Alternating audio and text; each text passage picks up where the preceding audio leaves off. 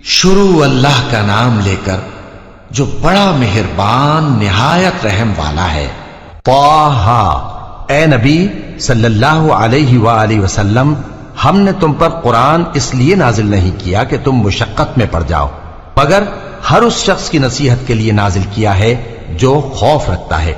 ये उस जात का उतारा हुआ है जिसने जमीन और ऊंचे ऊंचे आसमान बनाए, यानी रहमान, जो अर्श पर जलवा अफरोज हुआ। जो कुछ आसमानों में है और जो कुछ जमीन में है और जो कुछ इन दोनों के बीच में है और जो कुछ मिट्टी के नीचे है, सब उसी का है।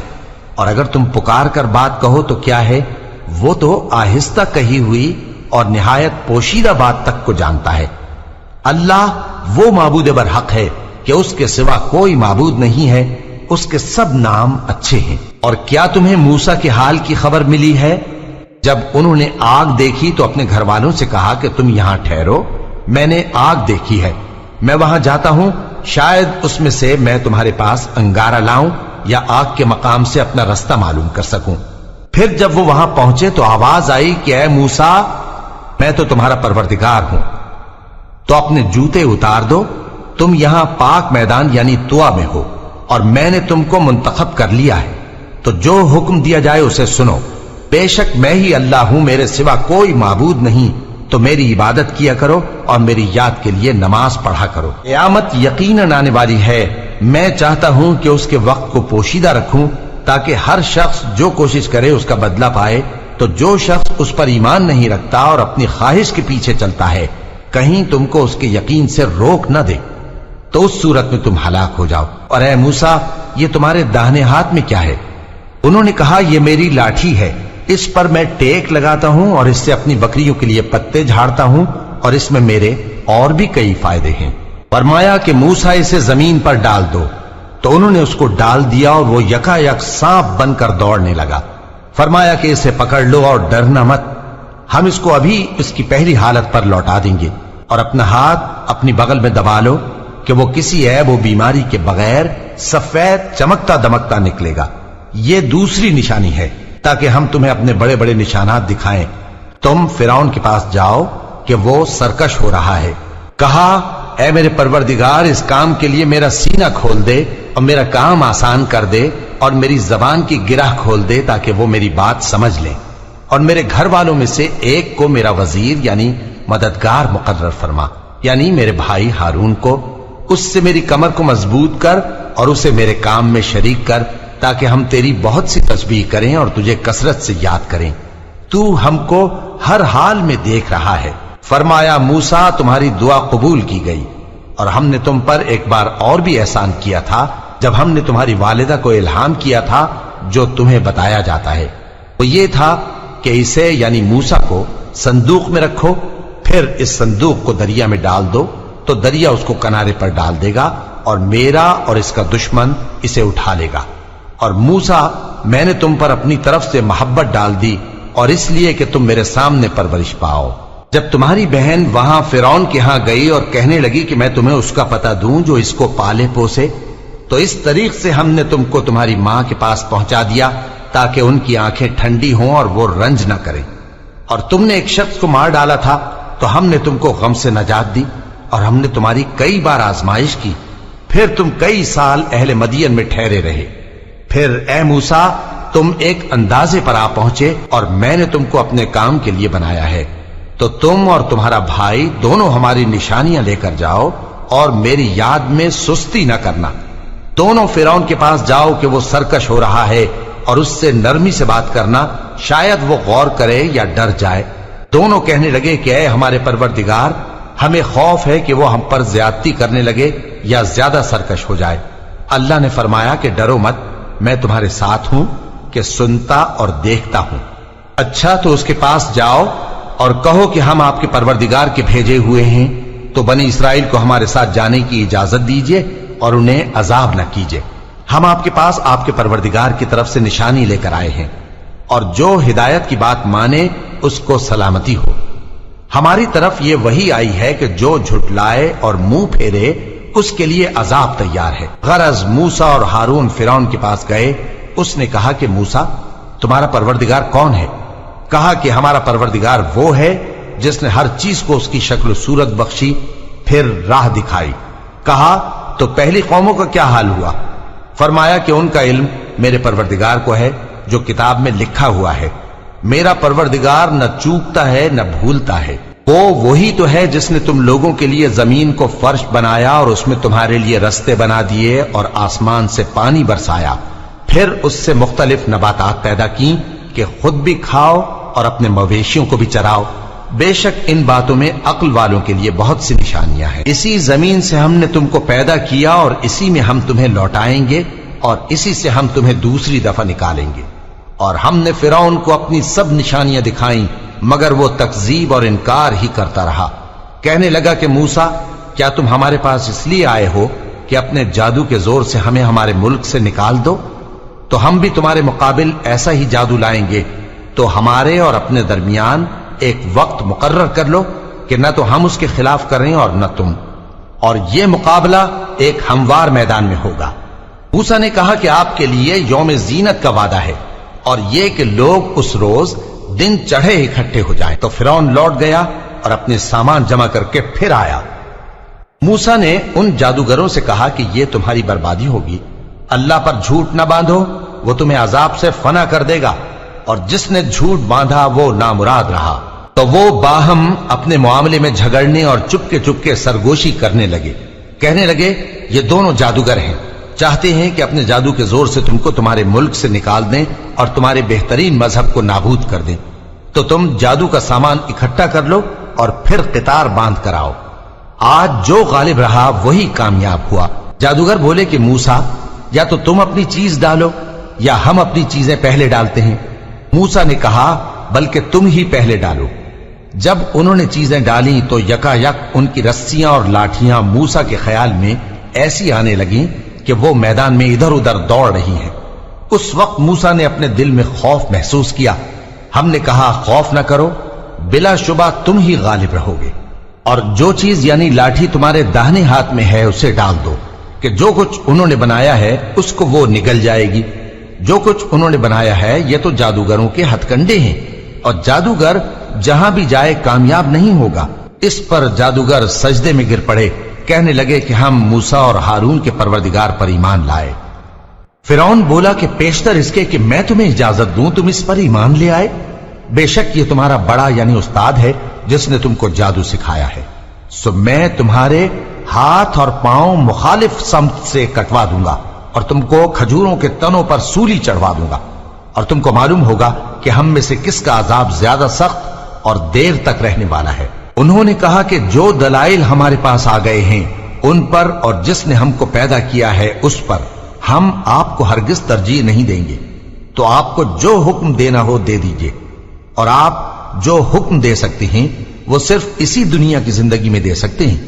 ہم تو اپنے پروردگار پر ایمان لے آئے تاکہ وہ ہمارے گناہوں کو معاف کرے، اور اسے بھی جو آپ نے ہم سے زبردستی جادو کرایا، اور اللہ سب سے اچھا ہے اور ہمیشہ باقی رہنے والا ہے۔ جو شخص اپنے پروردگار کے پاس گناہگار ہو کر آئے گا تو اس کے لیے جہنم ہے جس میں نہ وہ مرے گا نہ جیے گا، اور جو اس کے روبرو ایماندار ہو کر آئے گا اور عمل بھی نیک کیے ہوں گے تو ایسے لوگوں کے لیے اونچے اونچے درجے ہیں، یعنی ہمیشہ رہنے کے باغ جن کے نیچے نہریں بہ رہی ہیں، ہمیشہ ان میں رہیں گے، اور یہ اس شخص کا بدلہ ہے جو پاک ہوا۔ اور ہم نے موسیٰ کی طرف وہی بھیجی کہ ہمارے بندوں کو راتوں رات نکال لے جاؤ، پھر ان کے لیے سمندر میں لاٹھی مار کر خشک رستہ بنا دو، پھر تم کو نہ فرعون کے آ پکڑنے کا خوف ہوگا اور نہ غرق ہونے کا ڈر۔ پھر فرعون نے اپنے لشکروں کے ساتھ ان کا تعاقب کیا تو سمندر کی موجوں نے ان پر چڑھ کر انہیں ڈھانک لیا یعنی ڈبو دیا، اور فرعون نے اپنی قوم کو گمراہ کر دیا اور سیدھے رستے پر نہ ڈالا۔ اے آل یعقوب، ہم نے تم کو تمہارے دشمن سے نجات دی اور تورات دینے کے لیے تم سے کوہ طور کی داہنی جانب مقرر کی، اور تم پر من اور سلوہ نازل کیا، اور حکم دیا کہ جو پاکیزہ چیزیں ہم نے تم کو دی ہیں ان کو کھاؤ اور اس میں حد سے نہ نکلنا، ورنہ تم پر میرا غضب نازل ہوگا، اور جس پر میرا غضب نازل ہوا وہ ہلاک ہو گیا۔ اور جو توبہ کرے اور ایمان لائے اور عمل نیک کرے پھر سیدھے رستے چلے اس کو میں بخش دینے والا ہوں۔ اور اے موسیٰ، تم نے اپنی قوم سے آگے چلے آنے میں کیوں جلدی کی؟ کہا وہ میرے پیچھے آ رہے ہیں، اور اے میرے پروردگار میں نے تیری طرف آنے کی جلدی اس لیے کی کہ تو خوش ہو جائے۔ فرمایا کہ ہم نے تمہاری قوم کو تمہارے بعد آزمائش میں ڈال دیا ہے، اور سامری نے ان کو بہکا دیا ہے۔ اور موسیٰ غصے اور غم کی حالت میں اپنی قوم کے پاس واپس آئے اور کہنے لگے کہ اے قوم، کیا تمہارے پروردگار نے تم سے اچھا وعدہ نہیں کیا تھا؟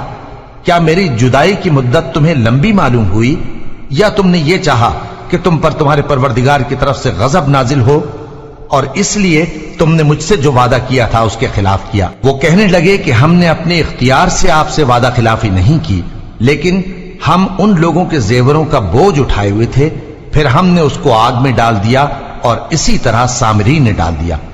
تو اس نے ان کے لیے ایک بچڑا بنا دیا، یعنی ایک بے جان جسم جس میں گائے کسی آواز تھی۔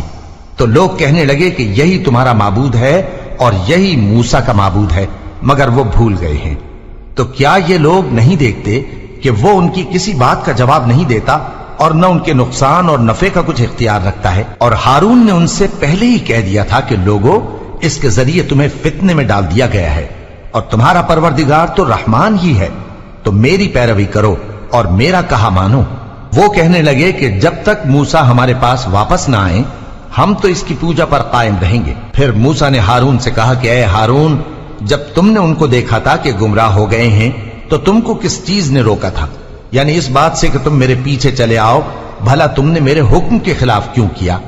کہنے لگے کہ اے ماں جائے، میری داڑھی اور سر کے بالوں کو نہ پکڑیے، میں تو اس سے ڈرا کہ آپ یہ نہ کہیں کہ تم نے بنی اسرائیل میں تفرقہ ڈال دیا اور میری بات کو ملحوظ نہ رکھا۔ موسیٰ نے فرمایا تو اے سامری تیرا کیا حال ہے؟ اس نے کہا کہ میں نے ایسی چیز دیکھی جو اوروں نے نہیں دیکھی، تو میں نے فرشتے کے نقش پا سے مٹی کی ایک مٹھی بھر لی، پھر اس کو بچڑے کے جسم میں ڈال دیا، اور مجھے میرے جی نے اس کام کو اچھا بتایا۔ موسیٰ نے کہا جا، تجھ کو دنیا کی زندگی میں یہ سزا ہے کہ کہتا رہے کہ مجھ کو ہاتھ نہ لگانا، اور تیرے لیے ایک اور وعدہ ہے، یعنی عذاب کا جو تجھ سے ٹل نہ سکے گا، اور جس معبود کی پوجا پر تو جمع ہوا تھا اس کو دیکھ، ہم اسے جلا دیں گے، پھر اس کی راکھ کو اڑا کر دریا میں بکھیر دیں گے۔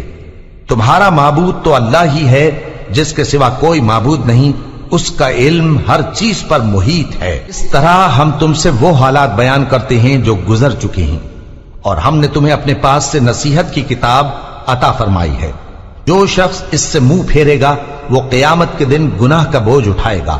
ایسے لوگ ہمیشہ اس عذاب میں مبتلا رہیں گے، اور یہ بوجھ قیامت کے روز ان کے لیے برا ہوگا، جس روز سور پھونکا جائے گا، اور ہم گناہگاروں کو یوں اکٹھا کریں گے کہ ان کی آنکھیں نیلی نیلی ہوں گی۔ تو وہ آپس میں آہستہ آہستہ کہیں گے کہ تم دنیا میں صرف 10 ہی دن رہے ہو، جو باتیں یہ کریں گے ہم خوب جانتے ہیں۔